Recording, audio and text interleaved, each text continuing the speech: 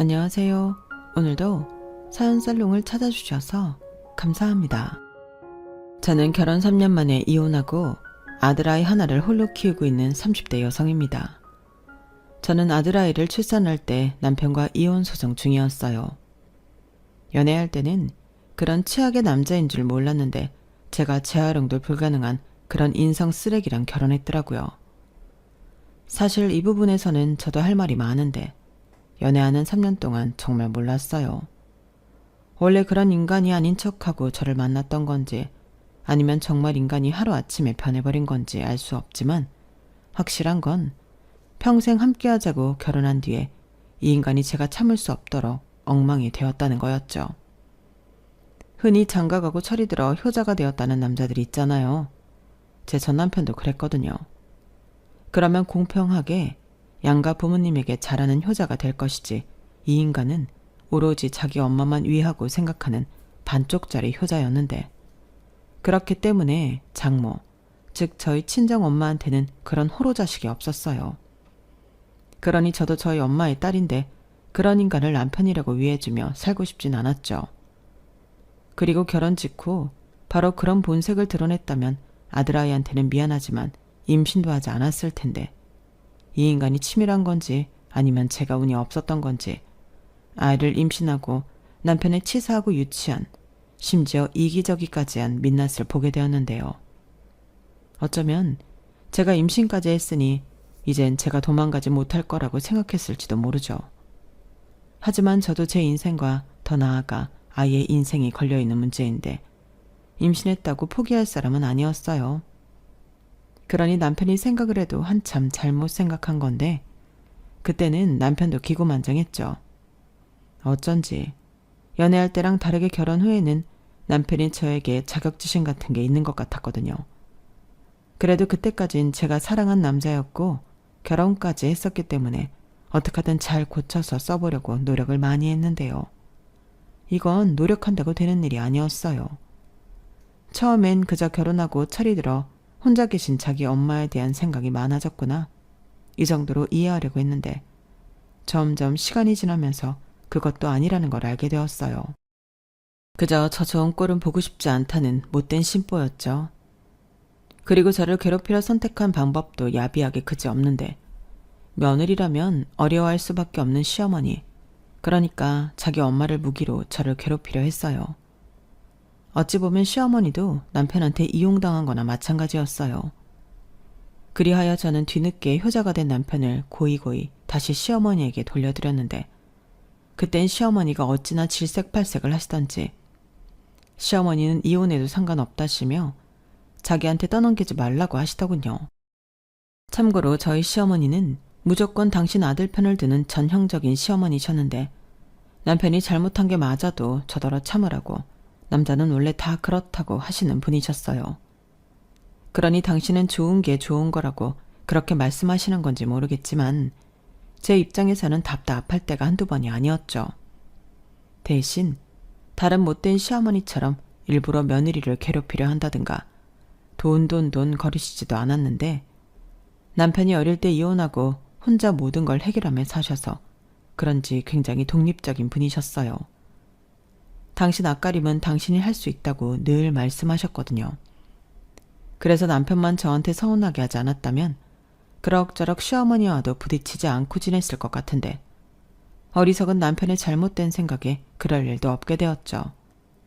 그리고 남편은 늘 저에게 자기 엄마가 세상에서 가장 쿨하고 신식 사고방식을 가져 며느리도 안 괴롭힌다며 저더러 감사한 줄 알라고 입버릇처럼 말했어요. 진짜 아무리 생각해도 우리 엄마 같은 시어머니도 없지 않냐? 용돈을 달라고 하나 걸핏하면 집에 오라고 하나 그냥 우리끼리 알아서 잘 살라고 하잖아. 그러면서 때 되면 반찬도 해서 갖다 주고 진짜 자기는 우리 엄마한테 절이라도 해야 해. 그렇게 따지면 우리 엄마 같은 장모도 없지. 우리 엄마가 사이라고 뭐 해달라고 바라거나 한 것도 없잖아. 그렇게 따지면 자기도 장가 잘 온 거 아니야? 헤이, 그거랑 이거랑 같아? 사위는 원래 백년손님이잖아. 사위는 원래 어려운 사람인 게 맞아. 근데 며느리는 아니지. TV 드라마 같은 거 못 봤어? 시어머니가 며느리 막 괴롭히고 그러잖아. 일 가르쳐준다고. 근데 우리 엄마는 그런 사람이 아니니까 자기가 감사해야지. 왜? 시집 잘 왔다고 인정하는 게 그렇게 고가워? 이런 식으로 제가 시집을 잘 왔다는 듯 이야기를 했는데요. 그건 어디까지나 남편 생각이었어요. 자기야 아들이니까 그럴 수 있을 테지만 저는 며느리이기 때문에 시어머니가 어려울 수밖에 없잖아요.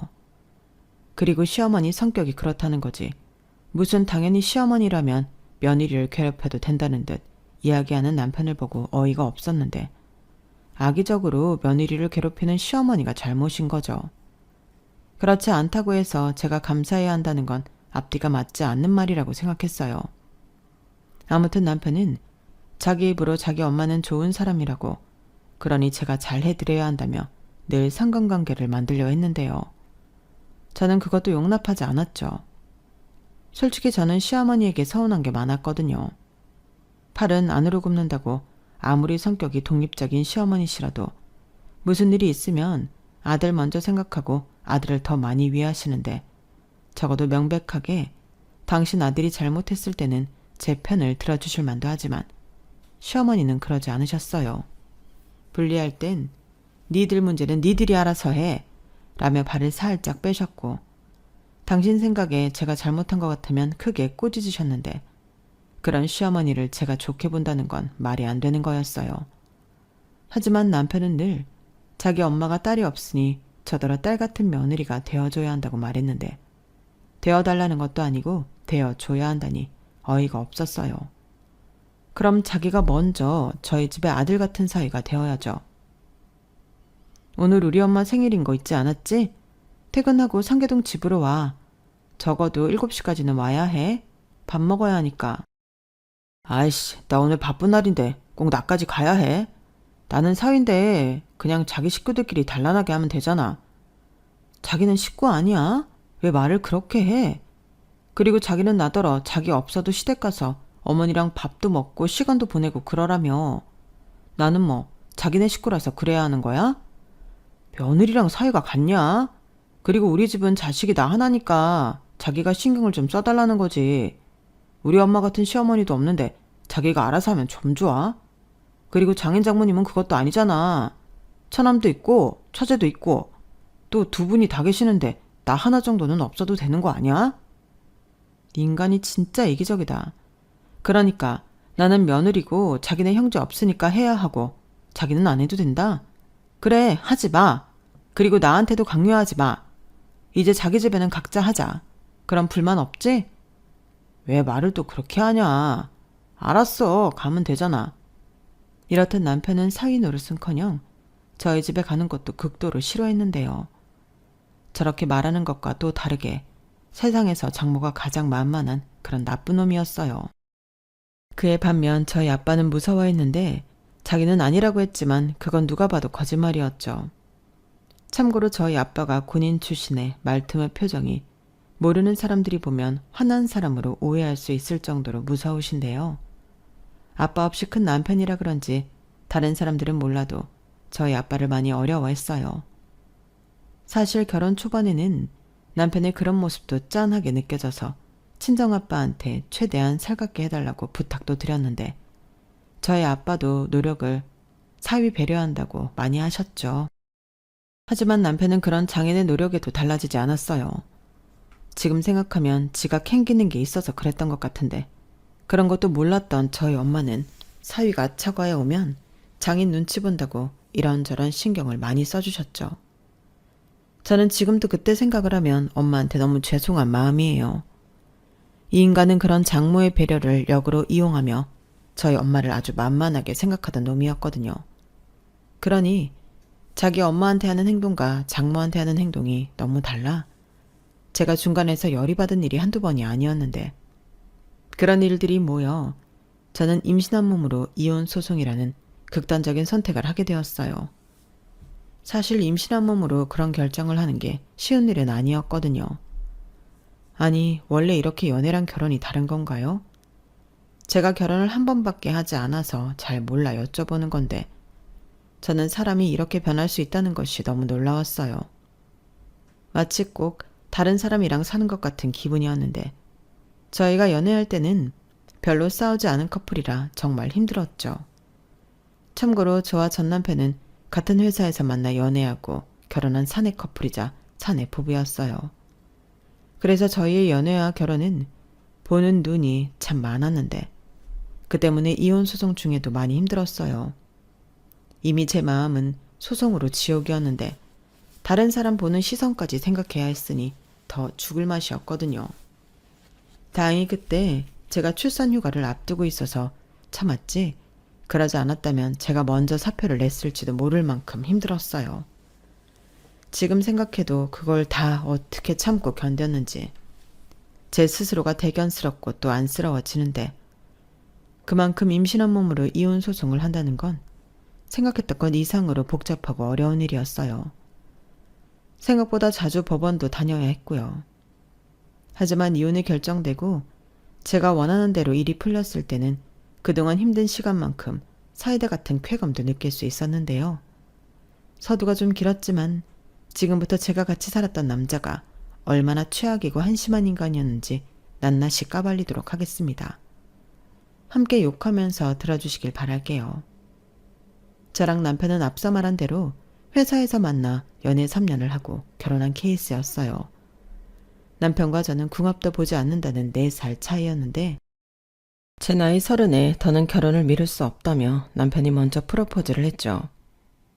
그때는 남편이랑 싸우는 일도 거의 없고 마치 하늘의 별도 따다 달라고 하면 정말로 따줄 것만 같은 그런 사람이었는데, 저도 결혼 생각이 아주 없던 사람은 아니라서 프로포즈가 반가웠어요. 거기에 사내 커플이다 보니 여기저기서 잘 어울린다고 하고 언제 청첩장 돌릴 거냐고 물어보는 사람들도 많아 뭔가 분위기에 휩쓸려 결혼 결정을 하게 되었는데, 그게 잘못이라고 생각하진 않았죠. 그저 자연스러운 일이라고 생각했거든요. 그리고 결혼을 준비하는 과정에서도 큰 문제는 없었는데요. 신혼집을 뺀 나머지는 거의 정확하게 반반씩 비용을 부담했고, 신혼집만 제 돈이 100% 들어가서 제 이름으로 전세 계약을 했는데, 그도 그럴 게 제 이름으로 부족한 전세자금 대출을 받았거든요. 그리고 신혼집에 제 돈이 100% 들어간 배경에도 나름의 이유가 있었어요. 남편은 결혼 전 시어머니가 혼자 계셔 쭉 함께 살았고, 저는 회사 근처에 오피스텔을 전세를 얻어 혼자 살고 있었는데요. 부모님이 거진 도와주셔서 보증금을 마련했지만 그 오피스텔을 빼서 신혼집을 얻어 큰 도움이 되었죠. 참고로 저희는 양가의 다른 지원은 받지 않았는데요. 사실 저는 오피스텔에 이미 저희 부모님의 돈이 있었기 때문에 도움을 아주 안 받았다고는 말할 수 없었어요. 그래서 이 부분은 당연히 남편도 이해해 줄 거라 생각하고 제 이름으로 신혼집 아파트 전세 계약을 하게 되었는데, 지금 생각해보면 그때부터 남편의 꼬라지가 시작된 게 아니었나 싶네요. 저는 그때도 지금도 제 돈이 온전히 들어간 집이니 제 이름으로 하는 게 맞다고 생각하는데, 대신 전세자금 대출도 함께 갚고 그 집에서 둘이 또 열심히 벌어 다음에는 우리 집을 매매한다면 그때는 공동명의를 할 수 있다고 생각했어요. 하지만 남편 이름으로 계약하고 대출도 받았으니 네가 알아서 하라는 듯 비협조적이었는데, 아마도 이대로 저한테 주도권을 뺏겼다고 생각한 것 같더라고요. 그러니 그런 말도 안 되는 효자 노릇을 한다며 번번이 제 속을 뒤집어 놓은 건데, 제가 신혼 초에 남편에게 가장 실망하고 열받았던 건 남편이 저랑 이견이 있거나 싸움이라도 하면 시어머니에게 쪼르르 일러 바친다는 거였어요. 급기야 제가 보는 앞에서도 전화로 시어머니에게 일렀던 적도 있었는데요. 자기 말로는 아니 제3자한테 물어보자고, 자기랑 나랑 싸워봤자 의견이 좁혀지지 않잖아. 물어보자는 건데 뭐가 나빠?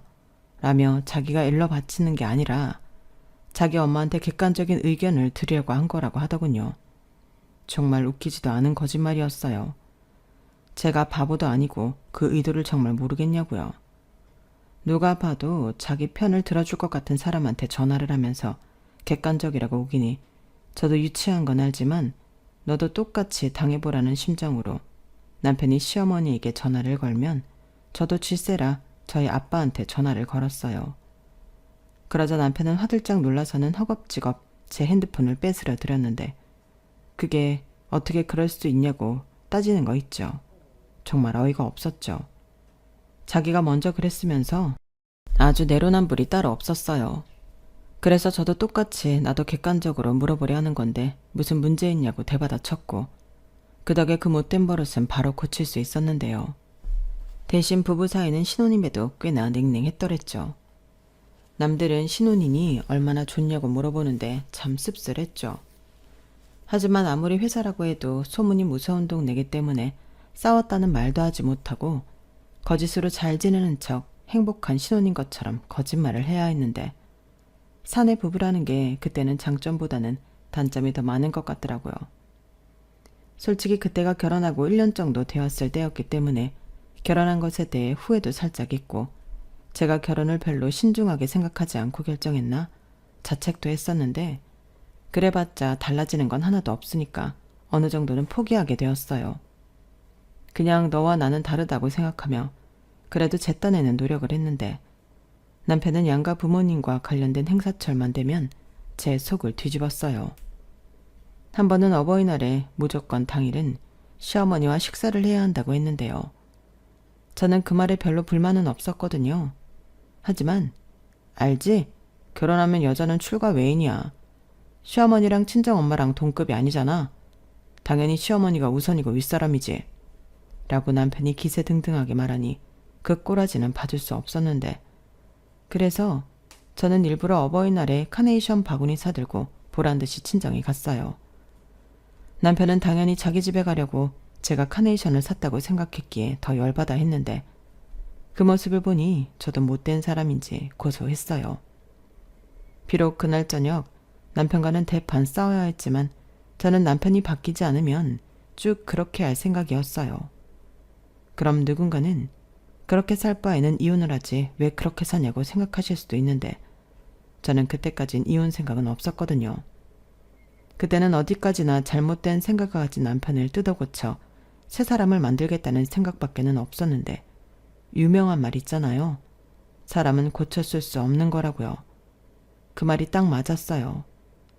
대신 제가 자기 뜻대로 움직이지 않은 이 남편 역시 저를 자기 구미에 맞게 고쳐 써보려고 고심을 많이 하는 눈치였는데, 소위 말하는 당근과 채찍처럼 어떤 날은 저를 살살 구슬리고 제 비위를 맞추려 살랑거릴 때도 있었는데, 그럴 때는 꼭 속이 시꺼먼 여우 같았어요.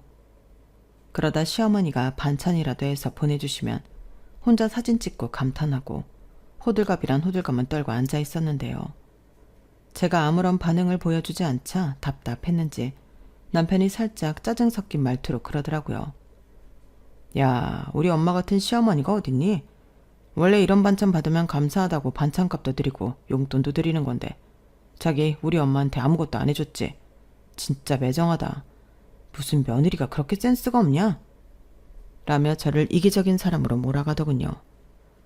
솔직히 시어머님이 음식 솜씨가 없는 건 아니신데, 제가 좋아하는 음식이 아닌 남편이 좋아하는 음식 위주로 해오신 거라 제 입장에서는 좋을 것도 싫을 것도 없었어요. 게다가 저는 애석하게도 갑각류 알레르기가 있는데, 남편은 새우나 꼬막 같은 갑각류 음식을 정말 좋아하거든요.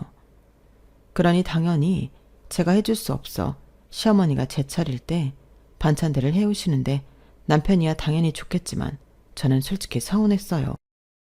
많이는 바라지도 않지만 하나 정도는 제가 좋아하는 걸 해주실 수도 있잖아요. 그러면 저도 감사하다고 인사도 할 수 있고 반찬값이라고 용돈도 드릴 수 있는데, 시어머님이 해오시는 반찬들은 제 손으로 처리도 힘들었어요. 남편이야 먹기만 하니 맛있고 좋겠지만 저는 그러지 않았으니까요. 그러니 누가 봐도 당신 아들 먹이려 반찬을 해오시는 건데 거기에 대고 매정하다느니 센스가 없다느니 하는 소리를 남편한테 들으니 저는 기분이 상할 수밖에 없었고, 저는 남편에게 자기 먹으라고 해오신 거네. 내가 좋아하는 건 하나도 없잖아. 반찬값은 자기가 드려야 하는 거 아닌가? 라고 이야기했어요. 그러자 남편은 못 먹는 게 죄라며 자꾸 먹다 보면 알레르기도 없어진다는 등 말 같지도 않은 헛소리를 하더군요. 알레르기가 없는 사람들은 모르겠지만 그 말은 참 무책임하고 무서운 말이거든요. 게다가 제가 편식하는 게 아닌데 그렇게 말한다는 것 자체가 서운한 일이었고, 남편은 그런 것도 모르는 듯 했어요. 거기에 시어머니는 한술 더 떠서 먹는 것만 아니면 괜찮은 거 아니냐고 남편 새우 껍데기를 좀 까서 주라고 하는데 제가 왜 먹지도 못하는 새우 껍데기를 까서 남편한테 줘야 하는 건지 모르겠더라고요. 그리고 그런 말을 하는 시어머니 의중도 모르겠고 좌우간 시어머니가 그냥 반찬 같은 건 안 해오셨으면 좋겠다는 생각밖에 없었는데요. 그것뿐이 아니었어요. 남편은 저희 엄마가 김치나 고기 같은 걸 해오면 맛있게 먹었음에도 다 먹은 뒤에 꼭 토를 달았는데 음식이 전반적으로 짜다고 하거나 간이 묘하게 맞지 않는다며 투정을 부렸는데 그러면 먹지 말라고 다 내가 먹겠다고 하면 자기가 언제 안 먹는다고 했냐며 다음에도 저보다 더 많이 먹었어요. 그러면 말이나 하지 말고 맛있게 먹든지 할 것이지 왜 저런 말을 하는 걸까? 저는 남편의 사고방식을 도저히 이해할 수 없었는데요. 저도 당한 것이 있으니 남편에게 똑같이 했죠. 우리 엄마는 누구처럼 자기 자식만 좋아하는 음식을 해오는 것도 아니고 이렇게 골고루 해오는데 맛있게 먹었으면 감사하게 먹었다고 문자라도 한 통 해. 라고 남편한테 말했는데 남편은 기분 나쁘게 한번 피식 웃더니 제 말을 무시했어요. 당연히 저희 엄마한테 전화나 문자를 하지도 않았죠. 그러니 그 즈음부터는 인간이 원래 인성이 저 모양이었나? 시어머니는 왜 아들을 저 따위로 키우셨나? 저도 악에 받쳐 시어머니 원망까지 하게 되었는데 나중엔 서운하다 못해 악이 올랐어요. 그뿐만이 아니었죠. 같은 회사에 다니다 보니 상여금이나 선물 같은 것도 중복되는 일이 많았는데 남편은 그걸 전부 시어머니에게 드리길 바랬어요. 상대적으로 저희 친정보다 혼자 계신 시어머니 형편이 좋지 못하니 그렇게 했으면 하더라고요. 대신 선물은 자기 앞으로 나온 건 시어머니 들이대 제 선물은 알아서 하라고 했는데요. 그때도 무슨 인심이라도 크게 써주는 듯 행복해서 어이가 없더라고요. 그러니 시댁에 뭐라고 해드리고 싶어도 그 마음이 쏙 들어가는데 이 정도가 되니 속아서 결혼했나? 사기 결혼에 대한 생각까지도 들더군요. 다행은 매일같이 그랬던 건 아니었는데 만약에 그랬으면 절대 못 살았죠. 그냥 좋게 지내다가 한 번씩 저런 문제로 제 속을 뒤집어 놓았는데 그럴 때는 좋게 지냈던 것들도 모두 무의미해졌어요. 그러다 결혼하고 2년 만에 제가 임신을 하게 되었죠. 솔직히 결혼한 직후에는 바로 아이를 갖고 싶었는데 남편이 자꾸 저렇게 말도 안 되는 억지를 부리니 임신이 조심스러웠어요. 하지만 아이를 낳으면 부부 관계가 더 좋아진다는 소리를 듣게 되었고 하도 남편이 자기 엄마 하니까 이참에 아이가 생겨서 관심사를 돌리고 싶었는데 마침 아이가 저희 곁에 찾아왔더군요. 남편은 제가 임신 사실을 알려주고 병원에 가서 같이 아기 집이랑 심장 소리도 들으니 눈물까지 글썽이며 좋아했는데 한 임신 5개월까지는 저한테 참 극진하게 잘해줬어요. 회사에서도 아주 소문이 자자하리만큼 저에게 잘해줬는데 남편이 그런 노력하는 모습을 보다 보니 저도 정신을 덜 차렸는지 제 마음속에 있던 앙금도 풀리는 것 같았어요. 원래 조금만 잘해줘도 홀랑 넘어가는 스타일은 아니었는데 임신을 해서 그런가 좋게만 생각하고 싶더라고요. 그래서 앞으로 우리 세 식구 행복하게만 살았으면 좋겠다는 마음이 가득했는데 그땐 뱃속의 아이가 복덩이라고 생각했어요. 그 생각은 지금도 마찬가지고요. 그만큼 임신 초반은 나쁠 것이 하나도 없었는데 그러다 방심한 탓인지 또다시 문제가 생겨나더군요. 아이를 출산하기 전 보통 조리원을 예약하잖아요. 그런데 남편은 그 돈을 아까워했어요. 정말 기가 막히고 코가 막히는 일이었죠. 내가 알아보니까 조리원 문화는 전 세계에서 우리나라밖에 없어. 꼴랑 2주 있는데 그렇게 몇백만 원씩 갖다 바치는 게 맞아? 우리나라보다 더 발전한 선진국도 산후조리는 안 해. 그래서 아름아름 외국 아기 엄마들이 몸조리하러 한국에 오잖아. 다른 거 조사할 때 그런 건 조사 안 했어? 그리고 갑자기 왜 이래? 애 낳고 2주가 얼마나 중요한데. 원래 없던 건데 갑자기 생긴 문화잖아. 괜히 나는 어디 조리원 다녀왔네. 그 조리원은 얼마네. 허세 부리는 용인데 그걸 꼭 해야 하냐고. 우리 엄마도 나 낳고 조리원이라는 것도 몰랐다고 하더라. 그야 그건 시대가 옛날 옛적이잖아. 다른 산모들도 전부 산후조리원에 가는데 나는 가지 말라고? 왜? 돈 아까워서? 아깝지. 그럼 안 아까워? 현명하게 잘 생각해 보라고. 우리 엄마나 장모님이나 주리원 같은 데 안 갔어도 지금 건강하게 잘 지내시잖아. 필요 없는 거니까 하는 말이야. 막말로 몸조리할 집이 없는 것도 아니잖아.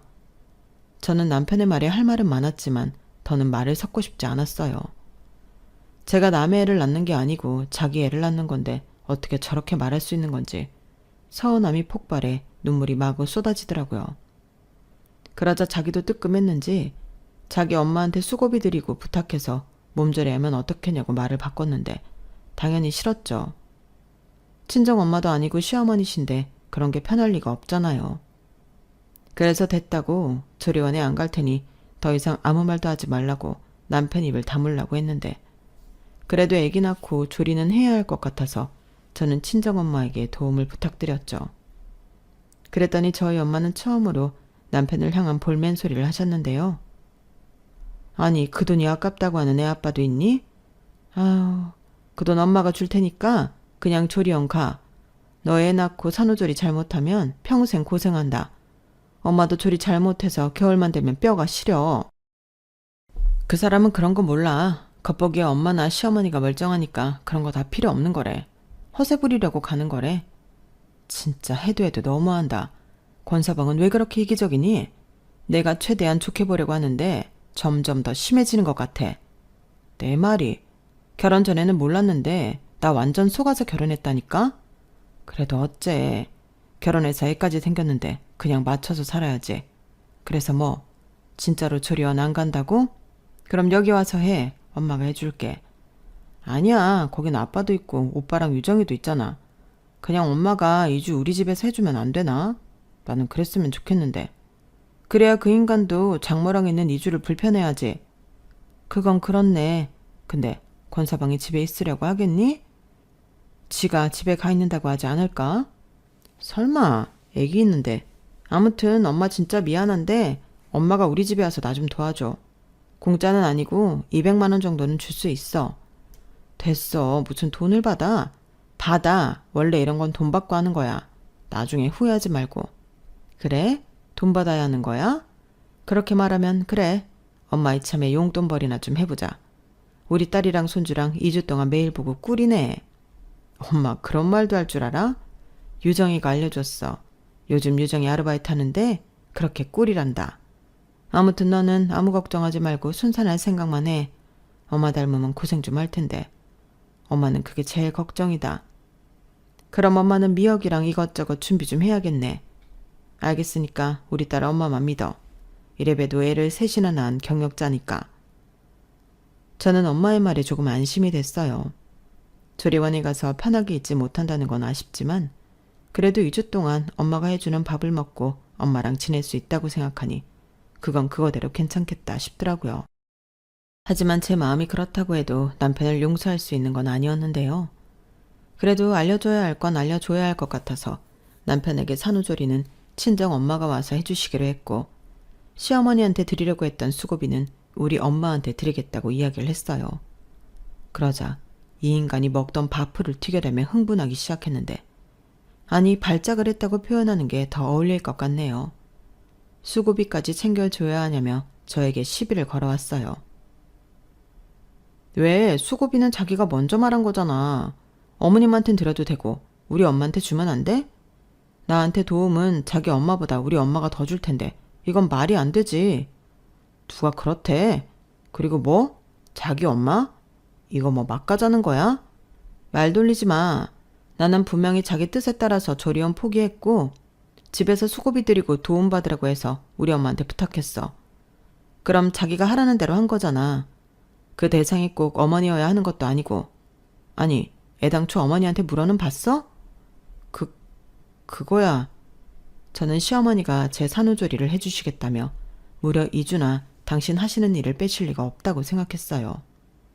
그에 반면 저희 엄마는 가정주부셔서 시간이 자유로웠는데 남편은 자기 엄마한테 말도 하지 않고 저한테 공수표 날리듯이 말을 한 거겠죠. 그래서 이참에 시어머니한테 물어보라고 남편한테 등을 떠밀었는데 남편은 쭈뼛쭈뼛거리면서 전화를 하지 않으려 했어요. 그래서 저는 남편의 핸드폰을 빼서 시어머니에게 전화를 걸었고 스피커폰으로 해서 남편한테 억지로 떠넘겼는데 그렇게 되니 남편도 어쩔 수 없다는 듯 시어머니에게 제 산후조리를 해달라고 더듬더듬 말하기 시작했어요. 그러자 시어머니는 남편의 말을 듣더니 순식간에 열을 받으신 듯 큰 소리로 역정을 내셨죠. 야, 이놈의 새끼야. 지금 뭔 소리를 하는 거야? 내가 왜 며느리 몸조리를 해주냐? 요즘 같은 세상에 다들 조리원 가고 편하게 사는데 왜 집에서 한다고 유별인데? 설마 네 처가 그러고 싶대? 걔가 제정신이면 절대 그렇게 말 안 했을 건데? 너지? 이놈의 화상아. 네가 그러고도 애 아빠 될 자격이 있는 놈이냐? 그런 데 쓰는 돈 아낄 거면 왜 돈을 벌어? 처자식 먹여 살리려고 버는 거 아니야? 너 지금이라도 네 처한테 싹싹 빌고 조리원 가라 그래.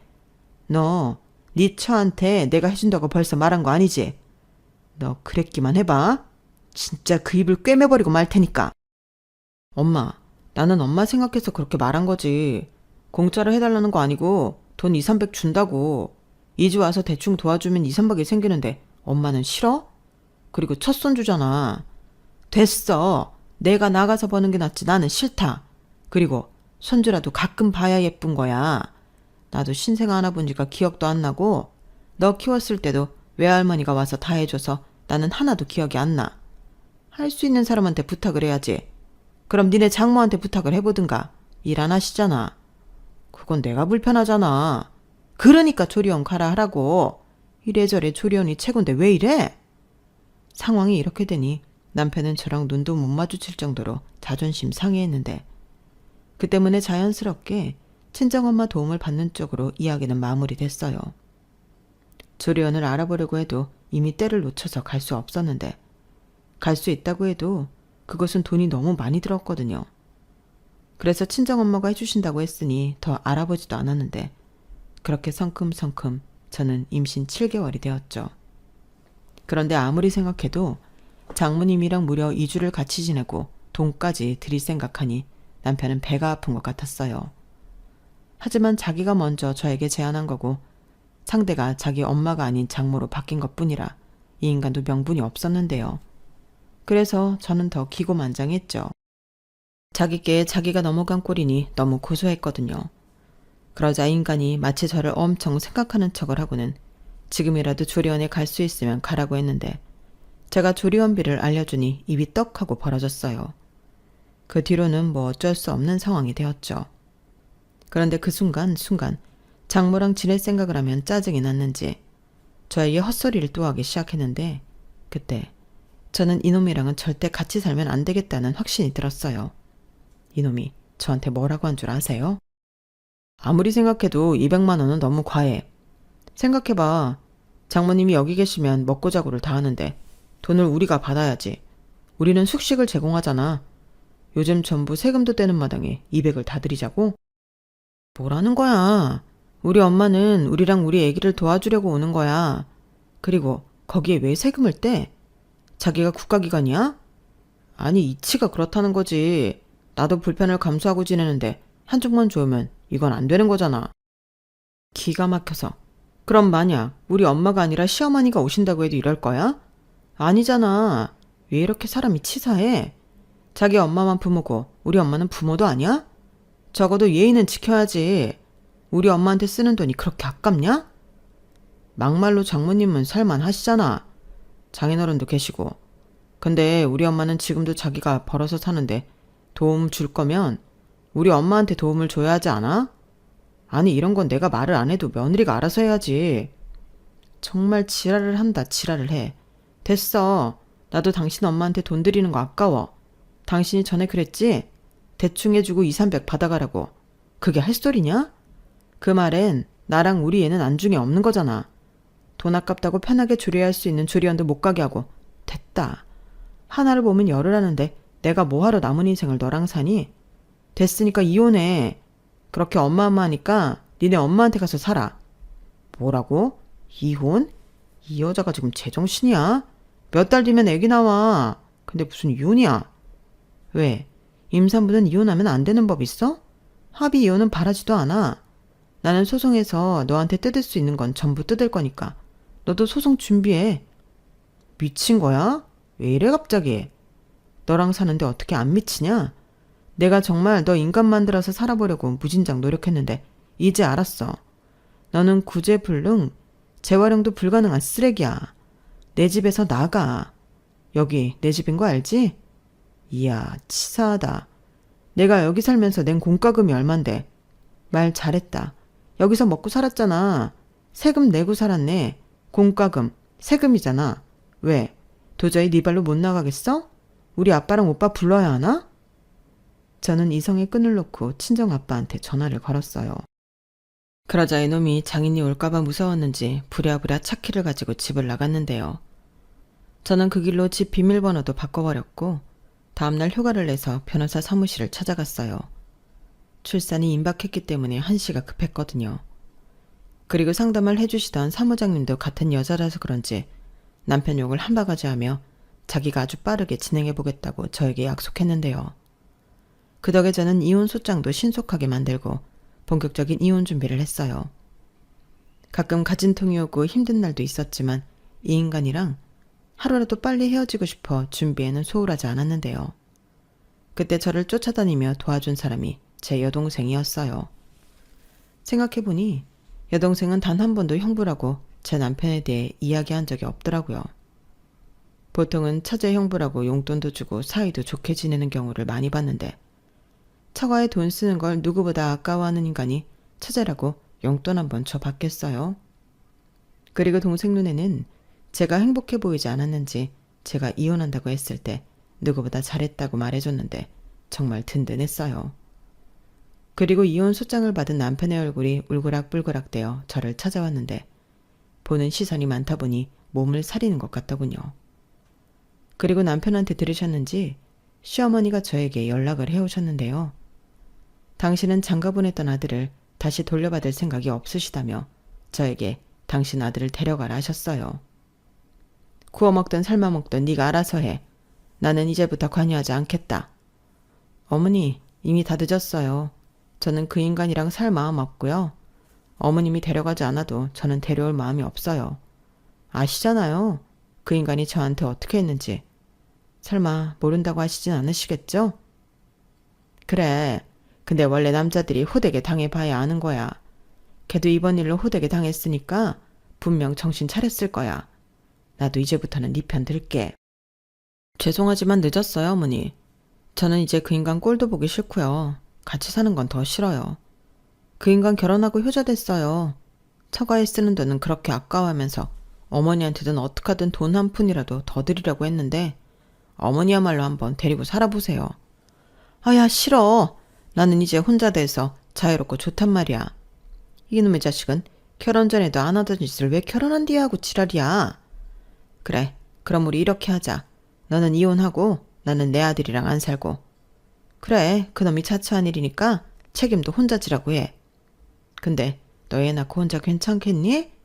이건 내가 내 아들 편을 드는 게 아니고 내가 경험이 있어서 하는 말이야. 그거 쉬운 일 아니다. 네, 그 정도는 각오하고 있어요. 그런데 제가 혼자 애 키우는 것보다 어머니 아들이랑 사는 게 더 싫어서요. 그리고 저 양육비 꼬박꼬박 받을 거예요. 그 인간도 아빠 노릇은 해야죠. 그래, 나도 그 말에는 동감이다. 네 뜻 잘 알겠다.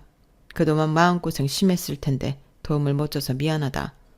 나도 나 사느라 바빴어. 네, 괜찮아요. 저도 그동안 별로 좋은 며느리는 아니었지만 감사했습니다.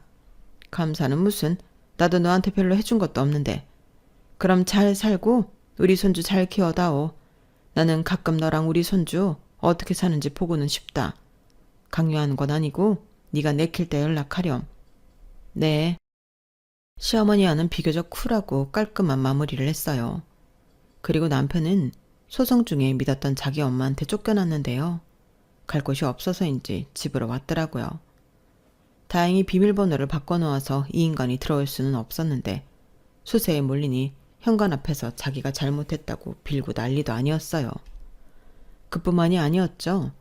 회사에서도 쫓아다니며 여간 사람을 귀찮게 했는데 저희가 천만다행으로 부서가 다르거든요.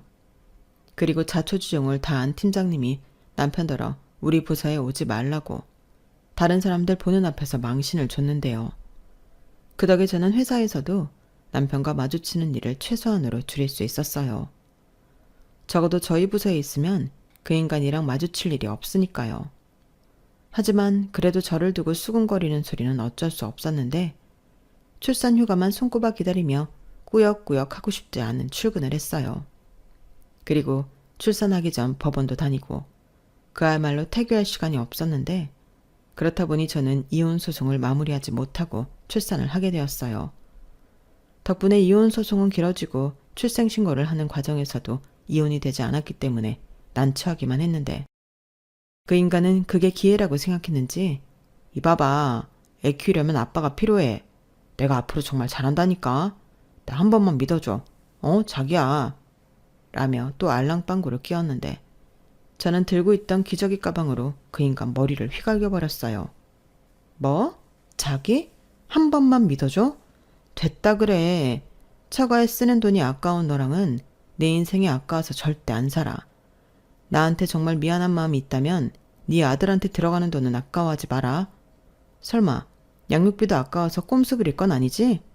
그러기만 해. 나도 법적 조치할 거니까. 남편은 제 말에 더 이상 싸울 전의를 잃어버린 듯 표정이 다 포기한 얼굴이었어요. 솔직히 통쾌할 줄 알았는데 그 얼굴을 보니 마음이 좋지 않았는데 그렇다고 무슨 연민 같은 것이 생긴 건 아니었어요. 그냥 저런 사람을 내가 뭘 보고 사랑하라고 결혼까지 했을까 그런 씁쓸함이었는데요. 자존심이 많이 상한 듯 그 인간이 먼저 회사를 그만뒀어요. 다행히 능력이 아주 없던 사람은 아니라서 다른 회사로 이직을 한 듯 했는데 저야 땡큐 했죠. 그 소식을 출산 휴가 중 팀장에게 들었는데 사실 복직하기 전에 저야말로 회사를 옮겨야 하나 고민이 많았거든요. 그리고 늘 고민 상담을 해주던 팀장님이 자기야, 이제 아무 걱정할 필요가 없다. 잘 쉬고 복직해. 자기 자리 내가 무조건 사수해 놓는다. 라고 해주셨는데 참 감사했어요. 돌아갈 곳이 있다는 게 얼마나 든든하던지요. 그리하여 저는 친정엄마 도움으로 조리도 하고 출산 휴가를 보내며 복직 준비와 육아에도 열심히 했는데요. 서툰 초보 엄마였지만 저는 최선을 다해서 육아와 소송을 계속 이어갔어요. 그리고 전의를 잃은 남편은 비교적 빠른 수긍으로 소송이 끝났는데 결과는 뭐 저의 승리였죠. 결국 남편은 결혼할 때 해온 혼수품 정도만 건지고 가져갈 것도 없이 못 만나가게 되었어요. 들리는 소문에 의하면 어디 좁은 원룸 같은 곳에서 산다고 하는데 그래서인지 물건을 보내주겠다고 하니 됐다고 하더라고요. 놓을 것도 없다면서요. 그리고 양육비는 밀리지 않고 보내겠다고 저랑 약속했는데 지금까지는 잘 지켜지고 있네요.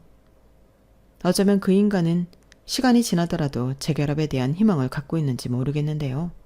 저는 절대 싫어요.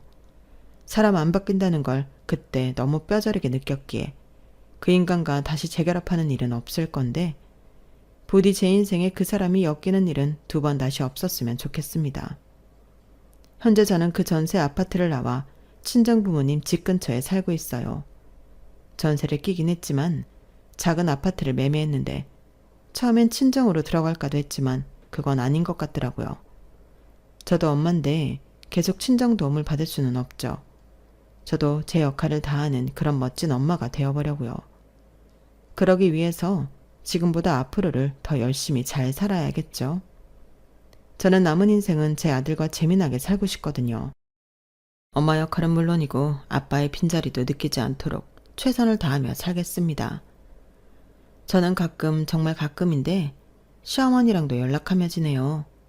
아들 사진이나 동영상도 보내드리고 지금은 뭔가 좀 친구처럼 지내고 있는데 중간에 남편이 빠지니 시어머니랑도 제가 제법 잘 맞는 구석이 많더라고요.